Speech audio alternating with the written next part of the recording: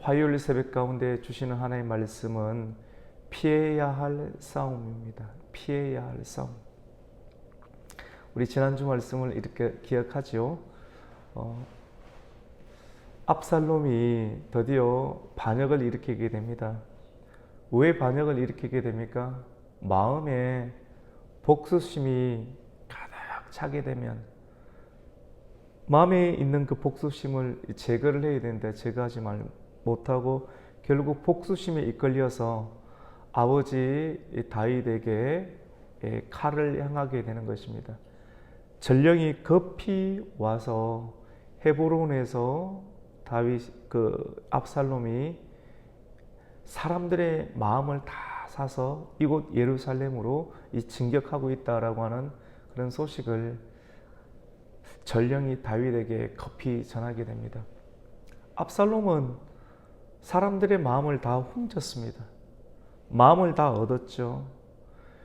여러분, 사람들의 민심, 인심, 오늘 15장 13절에는 전령이 다윗에게 와서 말하되 이스라엘의 인심이 다 압살롬에게로 돌아갔나이다 라고 전령이 다윗에게 알리게 되죠. 이렇게 되면 나라를 얻은 것처럼 또 생각할 수가 있습니다. 사람들의 마음 심리 안에는 두 가지의 마음이 있잖아요. 여자의 마음이 있고 남자의 마음이 있죠. 사람의 마음 안에는 여자의 마음이 있고 남자의 마음. 여자의 마음과 남자의 마음은 다르거든요. 하나님께서 그렇게 넣어주셨어요. 여자의 마음. 남자의 마음은 남자는 절대로 여자를 다 이해를 하지 못합니다.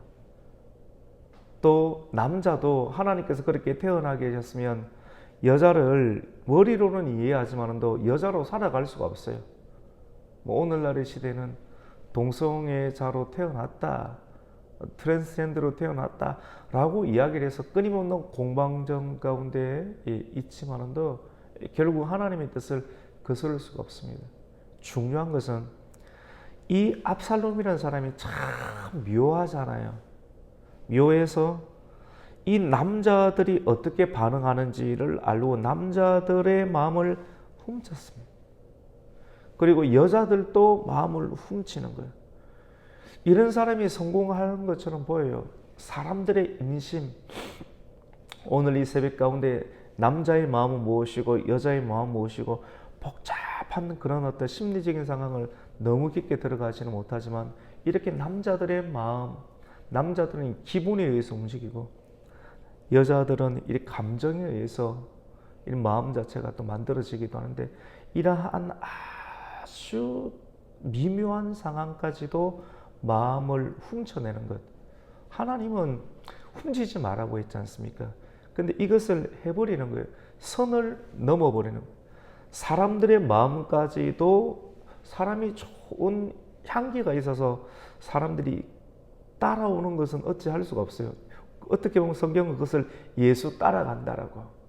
그런데 내가 예수님 따라가면 사람들도 따라오게 되는, 결국 내가 가는 곳으로 사람들을 예수님께로 좋게 향기가 이끌면 되는데 내가 하고자 하는 어떤 특별한 마음들로 인해서 다른 사람의 마음을 억지로 이끌어내는 것, 그것은 훔치는 것이라고 할 수가 있거든요.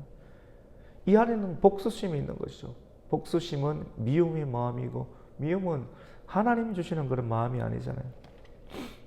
그래서 우리가 잘 분별해 볼 필요가 있습니다. 그래서 사람들의 마음, 헤브론에서 계획을 하고 또 쿠데타를 일으켜서 그 군대가 이 안에 엄청나게 많은 사람이 있습니다.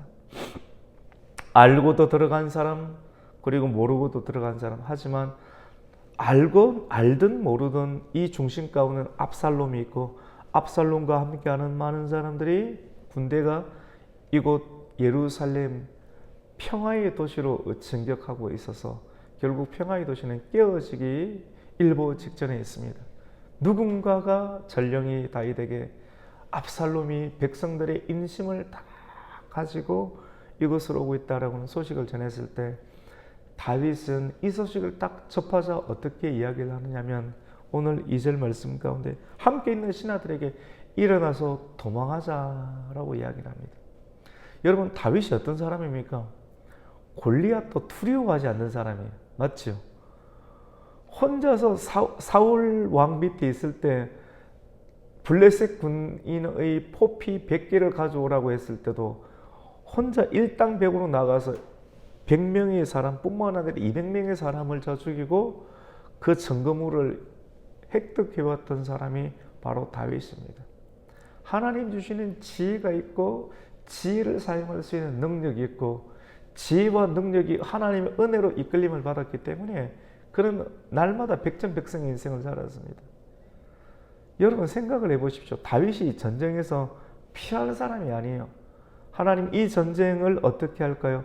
하나님께 기도하고 묻고 항상 이겼던 사람이 바로 다윗인데 오늘 어찌하여 그의 아들 압살롬이 백성들의 민심을 등에 업고 이곳 예루살렘으로 온다라고 했을 때 그 입에서 나오는 말을 보세요. 신하들을 불러 모아서 우리 도망가자. 압살롬이 이곳으로 오면 살아남을 사람이 한 사람도 없다라고 이야기를 하면서 도망을 가게 됩니다. 우리 그 내용을 한번 읽어볼까요? 우리 14절 말씀을 한번 읽습니다. 시작. 다윗이 예루살렘에 함께 있는 그의 모든 신하들에게 이르되 일어나 도망하자. 그렇지 아니하면 한 사람도 압살롬에게서 피하지 못하리라. 빨리 가자. 도리어건대 그가 우리를 급히 따라와 우리를 해하고 칼날로 성읍을 칠까 하노라. 좀 이상하잖아요. 맞죠? 왜 이상할까요? 이전의 다윗과는 좀 다릅니다. 이 모습은 다윗이 조금 더 성숙한 모습입니다. 두려워서 압살롬의 군대가 너무나도 강하기 때문에 생각을 해보고 싸우지 말아야 되겠다고 판단한 것일까요? 압살롬이 너무 무서워서 그런 것일까요? 백성들의 민심을 등에 업고는 그 군대의 살기가 너무 두려웠을까요? 다윗은 이런 것을 두려워하는 사람이 아닙니다. 다윗이 이 싸움을 피했던 것은 나라를 위해서 그리고 압살롬을 위해서. 압살롬은 자기의 아들입니다. 더 이상 가정에서 가정과 가정이 싸우는 피로 얼룩진 그런 모습을 신하들과 백성들에게 보여주기 싫었던 것입니다. 단순한 감정만의 문제가 아닙니다. 이런 싫어하는 마음들, 내가 언제까지 이런 가정의 아픔들을 주변의 사람들과 이웃들과 이런 것들을 보여줘야 될까? 그리고 이런 마음을 가지게 된 근원은 나단으로부터 메시지를 들었잖아요. 너희 집안에 너의 이 죄로 인해서 하나님께서 너를 용서는 해주시지만 너희의 가정 가운데 집안 가운데 칼이 떠나지 않을 것이고 너는 엄밀하게 죄를 지었지만 엄밀하게 밧세바를 부르고 아무도 모르게 죄를 지었지만 나는 너희의 죄를 백주대낮에 드러나게 하리라. 그런 말씀이 있었지 않습니까? 이 말씀을 늘 기억을 했을 거예요. 하나님의 말씀은 반드시 이루어지지 않습니까? 반드시 이루어지는데요. 이것이 언제 이루어질까? 어떻게 하나님의 뜻이 이루어질까? 이런 늘 하나님의 말씀을 기대하고 기다리는 마음. 주님께서 다시 말씀을 기다린다고 하는 것은 여러분, 주님께서 와서 참된 정의와 악을 분별하고 구별하시는 일들이 있는 것이거든요. 주님께서 오심으로 인해서 하나님을 기다렸던 자들은 구원을 얻게, 완벽한 회복과 위로를 얻게 되지만도 주님의 말씀이 다시 임함으로 인해서 나타나는 것은 심판이 또 이루어지는 것을 드러나게 되는 것이거든요. 하나님 말씀의 심판이 언제 이루어질까? 그 심판은 믿는 자들에게도 이루어집니다. 여러분 믿으십니까? 믿는 자들에게도. 왜냐하면 믿는 자들 안에도 죄가 있습니까? 없습니까? 있어요. 그래서 그 죄를 널구어내고 있는 것이 훨씬 더 속이 편할 수 있습니다. 항상 1등만 하는 사람의 마음은 여러분 1등 하고 싶잖아요. 불안해요. 두려워요. 이 세상에서 1등은 언제나 불안하고 두려운데 막상 사업에도 있잖아요. 잘 되다가도 늘 불안할 때가 있어요. 언제 이 사업이 또 떨어지고 무너질지, 그것이 어쩔 수 없는 원리인 것 같아요. 근데 막상 어쩔 수 없는 상황 가운데 사업에도 실패할 때가 있잖아요. 죽을 것 같이 힘들지만 또 오히려 그때가 마음이 편안할 수 있어요. 야, 내가 더 이상 떨어질 때가 없겠구나. 이제 소망을 가지게 되는 거예요. 나는 다시 일어설 수 있을 거야. 다시 회복할 수 있을 거야. 라고 하는 묘한 평안한 마음이 이 사업하는 사람에게도 나타날 수가 있게 되는 거예요. 다윗에게는 아마 이 마음이 있었을 거예요. 여러분, 위로되지 않습니까? 이 말씀을 가만히 듣고 있다 보면 얼핏 두려움에 휩싸여 있는 다윗의 모습만을 생각할 수가 있는데, 오히려 마음 가운데 올 것이 왔구나 라고 하는 그런 생각을 가지고 많은 것을 내려놓고 새로운 인생을 출발하는 다윗의 새로운 국면을 보게 되는 것입니다. 하나님을 믿는 것이거든요. 하나님을 믿기 때문에, 그 말씀이 이루어지는 것을 믿기 때문에 다윗은 신하들에게 어서 속히 가자, 빨리 가자 라고 하면서 압살롬과의 전면전을 피합니다. 아니, 내 아들인데 여러분, 생각을 해보세요. 아무리 아들이 잘못했다 할지라도 내 아들하고 갑옷을 뭐 챙겨 입고 한번 싸워서 그런 마음이 생기겠습니까? 아들이 아니면 그렇게 할 수 있습니다. 그런데 진짜 하나님의 뜻을 깨달은 아버지는 아들과 싸우려고 하지 않죠. 아들은 뭘 몰라서 이렇게 덤비고 하지만 하나님께서 더 풀어주시겠지라고 하는 마음으로 신하들을 설득해서 이 예루살렘 도성을 버립니다. 어떻게 이 예루살렘까지 왔는데 다윗이 이 예루살렘을 버릴 수가 있겠습니까? 하지만 조금 더 인생을 깊이 살았고 깨달았던 다윗은 신하들을 재촉하여서 압살롬과의 싸움을 피하는 그런 모습을 보이게 됩니다. 여러분, 그렇습니다. 우리가 싸워야 할 때는 있습니다. 분명한 진리를 붙잡고 내 생명을 걸어서 이 자리에서 죽는다 할지라도 진짜 싸워야 될 때가 있지만도 피해야 할 싸움도 있다라고 하는 것입니다.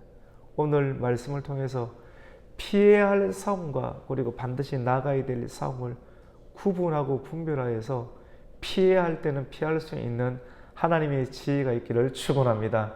이런 지혜가 필요합니다. 무작정만 혈기로 싸우는 것은 아닌 것이죠. 하지만 이 한 생애를 두고 기름 부음을 받고 다윗이 여기까지 오는데 얼마나 많은 고생을 했고 자기의 생명을 걸었습니까?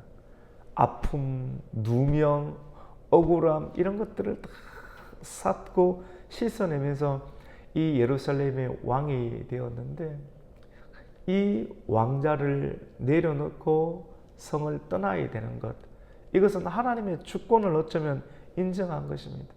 하나님 때문에, 하나님 말씀 때문에 가장 소중한 것을 잠시 내려놓는 거예요.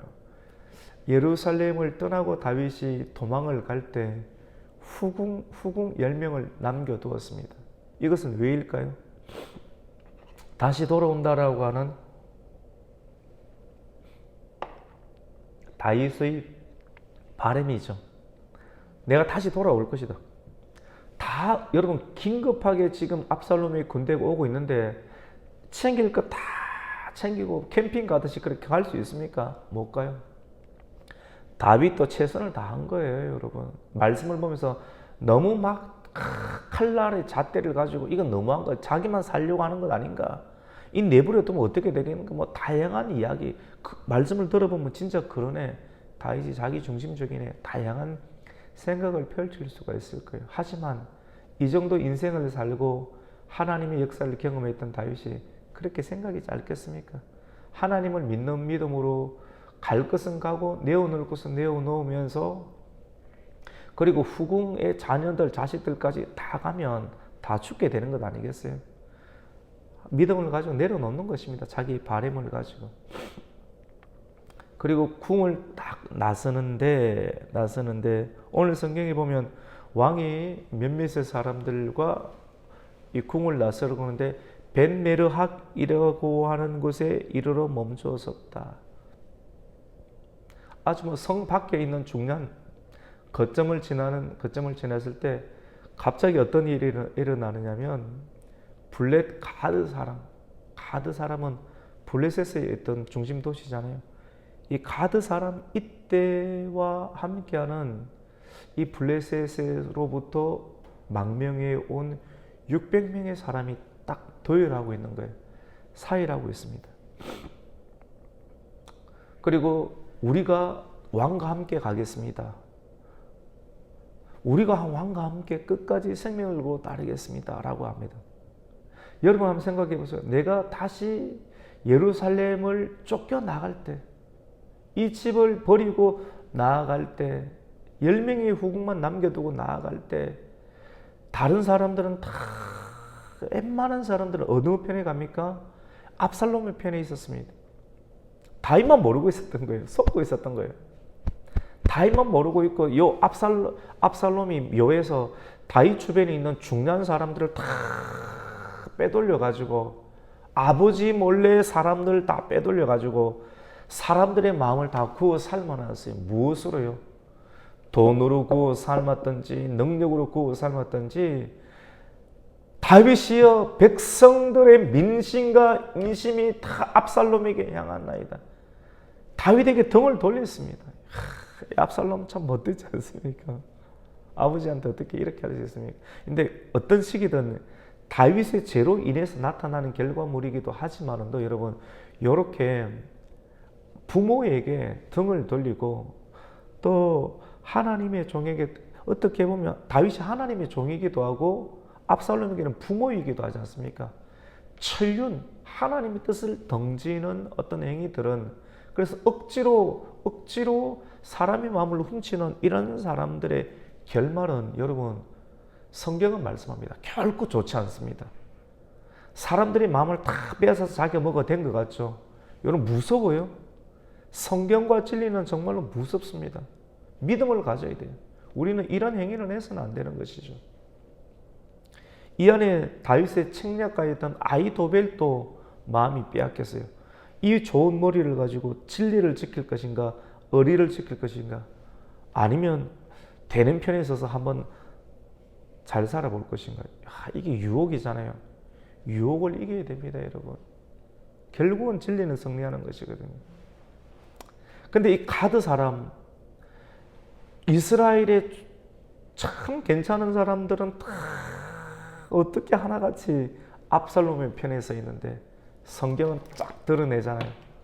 가드 사람 이때는, 지금 우리는 오늘 15절 후반절에 나오는 대부분의 내용은 이때에 관한 이야기를 하고 있습니다.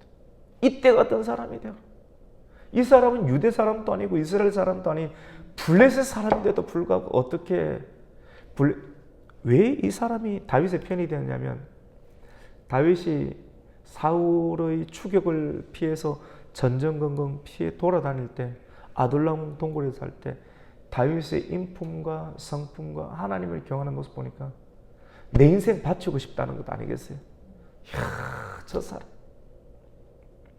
사람은 완전하진 않겠지만 저 사람과 내 평생을 함께하고 싶다라고 해서 블레셋으로부터 망명해 온 사람이 누구예요, 여러분? 이때입니다. 이때. 우리는 이때 같은 사람이 돼야 돼요. 성경도 칭찬하고 있지 않습니까? 우리 19절 말씀 한번 읽겠습니다. 19절 참 귀한 말씀인데 같이 읽습니다. 시작. 그때 왕이 가드 사람 이때에게 이르되 어찌하여 너도 우리와 함께 가느냐? 너는 쫓겨난 나그네이니 돌아가서 왕과 함께 내 곳에 있으라. 20절 읽습니다. 너는 어제 왔고 나는 정첩 시간이 오늘 어찌 너를 우리와 함께 또 돌아다니게 하리요?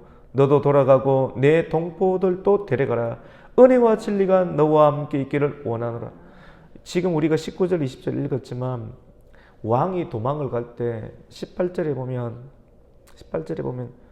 이 블레 사람 그 이때가 600명과 함께 왕을 따라가겠다라고. 그러면 왕이 그래 안 그래도 사람 없었는데 잘 됐다. 우리를 지켜줘. 화살이 쏘면 네가 나를 대신 막아줘. 이런 식으로 다윗이 한 것이 아닙니다. 다윗도 성숙했습니다. 나 지금 쫓겨나는 신세야. 나 따라오면 고생해. 생 고생해. 너의 마음을 알겠지만 어쩌면 한 사람 한 사람이 귀한 그 상황인데 다윗은 그 이때에게 이때야 너는 블레셋 사람이잖아. 이번 기회를 통해서 나는 사람이 없어. 나 좀 쫓겨나. 광야로 전전긍긍해야 돼. 나 따라오면 내가 너의 미래를 보장해 줄 수 없어. 고생이라니까. 너는 돌아가. 다른 사람들도 다 떠났는데 너 600명과 함께 고향으로 돌아가서 평안히 살아라 이야기합니다. 여러분, 진짜 지도자는 자기의 안위보다는 남을 위해서 살아야 됩니다. 근데 이 말이 쉽지 이렇게 할 수 있습니까? 가슴이 좀 찡하지 않습니까? 진짜 가슴이 찡하지 않나요? 다윗이 이런 말을 해내는 거예요. 해내고. 근데 이 말을 들었던 이때의 모습을 여러분 상상해 보십시오. 이때가 듣고 정말 체면치레하면서 그럼 알겠습니다. 돌아간다라고 하면 이 사람도 그렇고 그런 사람이지 않겠습니까? 근데 이때는 어떻게 말을 하는가? 이 아침에 우리의 마음을 진짜 흔드는 거예요. 이야, 이런 사람이 되어야 되겠다. 이때 가는 말, 내가 여호와의 살아계신과 내 주 왕의 살아계심으로 맹세하오니 진실로 진실로 내가 죽으나 내 주 왕께서 어느 곳에 계시든지 나는 왕과 함께 있겠습니다.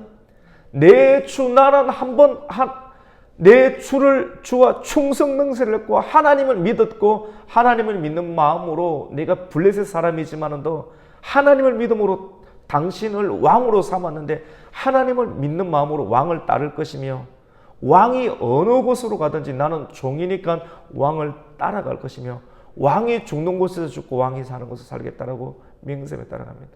여러분, 이런 사람이 진짜 성도이지 않겠습니까? 이런 사람이 진짜 우리에게 우리의 마음을 뜨겁게 하지 않겠습니까? 그 어떤 것보다.